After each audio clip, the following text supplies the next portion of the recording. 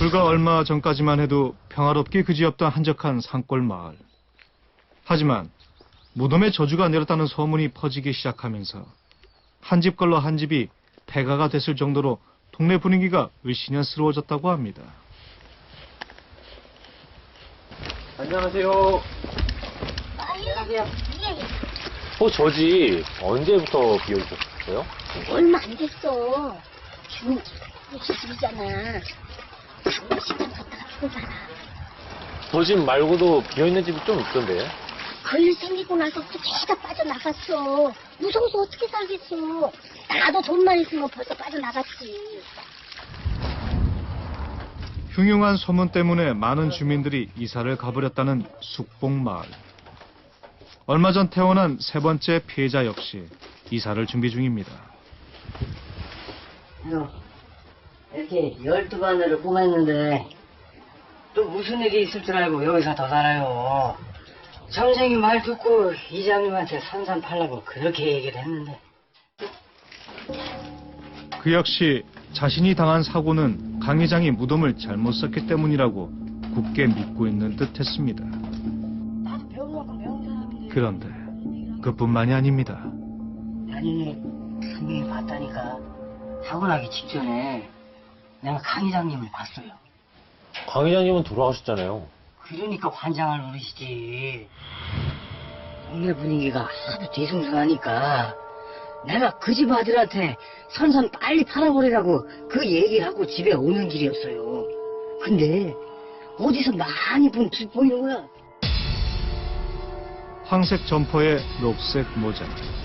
죽은 강 회장이 즐겨 입는 옷이었습니다. 그리곤 머리를 맞아 정신을 잃고 말았다는 것입니다. 내가 사고 난 지점이 여기거든요. 그는 자신이 본 건 강 회장의 귀신이 분명하다고 확신했습니다. 그 이장님이 매일 입고 있던 그 옷에 그 모자요. 녹색 모자, 그 새마을 모자. 그래, 가만히 보고서 놀랬지. 돌아가신 양반이 서 있으니까. 사고 현장에는 안 씨의 혈흔이 남아 있었습니다. 하지만 범인에 대해선 작은 실마리조차 찾지 못한 상황. 그러니까 귀신이 고칼 노릇이지. 사람이 아니시면 내가 인기척을 못 느꼈겠어. 강 회장 사망 석 달 후 교통사고를 당했던 40대 남성. 한 달째 의식불명인 그의 사고 역시 석연치 않은 부분이 많다고 합니다. 어이가 없죠. 거기는 사고가 나는 곳이 아니라니까. 우리 아저씨가 하루에도 수십 번씩 왔다 갔다 하는 길인데 왜 하필 거기서 사고가 나냐고. 10여 년째 하루에도 몇 번씩 오가던 길. 장애물 하나 없는 도로에서 그의 오토바이는 갑자기 배수로 쪽으로 핸들을 꺾으며 사고를 당했습니다.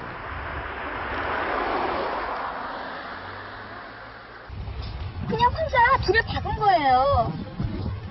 뭐 경찰은 뭐가 튀어나오면 그럴 수도 있다고 하는데 진짜 귀신이라도 나타났으면 모를까. 아니 우리 아저씨가 미치지 않고서 어떻게 그럴 수가 있냐고요. 그가 사고를 당한 곳은 강 회장이 사망한 장소와 불과 100여 미터 떨어진 거리. 주민들은 연이은 사고가 강 회장의 귀신 때문에 일어난 거라고 주장했습니다. 우리 아들이 며칠 때 자꾸 이상한 게 보인다 그러더라고요. 모자 쓰고 노란 잠바 입고 강 회장이 우리 아들을 데리러 온 거야. 저도 충분한가 싶은데 이왕 논에서 본 적 있어요. 이장님 매일 쓰는 모자 이렇게 푹 눌러 쓰고 지금 생각만 해도 숙봉마을 연쇄 사망 사건의 첫 피해자이자 문제가 된 선산의 주인 강 회장. 그의 영혼이 마을을 떠돌고 있다는 겁니다. 온갖 흉흉한 소문이 무성한 가운데 예, 안녕하세요. 가장 큰 고통을 받고 있는 이들은 바로 죽은 강 회장의 가족들입니다. 우리 제주 남편이 밤이면 꿈에 나타나서 자꾸 같이 가자고 그러는데 정말 묘에 무슨 문제가 있어서 그러나 싶기도 하고. 엄마까지 뭐 그런 말을 해. 다 미신이라니까. 자꾸 안 좋은 일이 생기니까 그렇지. 차라리 이장을 하는 게. 아빠가 그 손산을 얼마나 소중하게 생각하는데 그걸 팔려고 그래 자꾸. 평생 농사와 동네 일밖에 몰랐다는 강희장. 보영 씨는 그랬던 아버지가 왜 사람들에게 이런 취급을 받아야 하는지 모르겠다며 울분을 토합니다. 이게 그 옷이에요. 사람들이 봤다는 거. 아버지가 워낙 알뜰하셔서 늘 단벌이셨거든요. 그러니까 다 이 옷 가지고 얘기를 하는 거예요. 그럼 그 옷들은 지금 어디 있어요? 돌아갔을 때 입었던 거랑 삼칠이를 다 태웠죠. 정말 말이 안 되는 거죠. 거기에 무덤이 1, 2년 있었던 것도 아닌데 문제가 생길 거면 진작 생겼어야 되는 거 아닌가요? 마을 뒤에 자리한 이 산이 바로 강희장의 선산입니다. 강희장이 사망하면서 지금은 묘가 하나 더 늘어난 상태. 우리 아버지가 옛날부터 화장을 그렇게 반대를 하셨거든요. 그래서 이곳에 모셨는데 사람들이 이것 때문에 더 그런다고 더 난리를 치더라고요. 동네 사람들한테 별 낯도 없고요.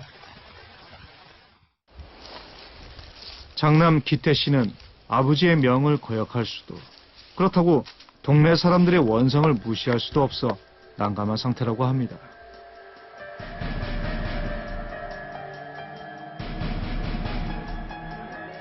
작은 산골 마을을 휩쓴 연쇄 사망 사건, 그리고 끊이지 않는 귀신 목격담.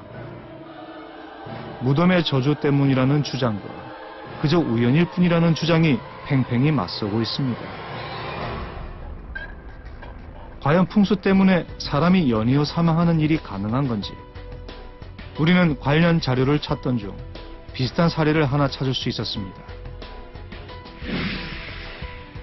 경상도의 한 시골 마을에서 부지개발 공사 때문에 수호신 역할을 하던 산을 건드린 후 2년 새 무려 30명의 주민이 연이어 사망한 사례가 있었다는 겁니다.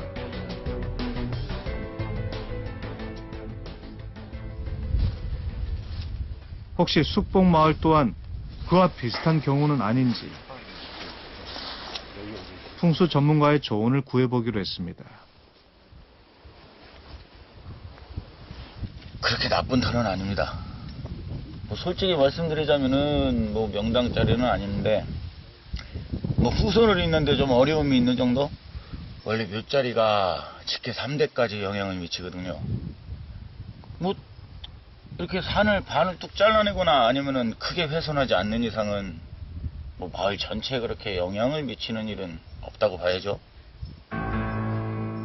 문제의 묘자리가 죽음을 부를 만큼 나쁜 터는 아니며 무덤 때문에 마을 전체에 안 좋은 영향을 끼치는 건 불가능하다는 얘기입니다.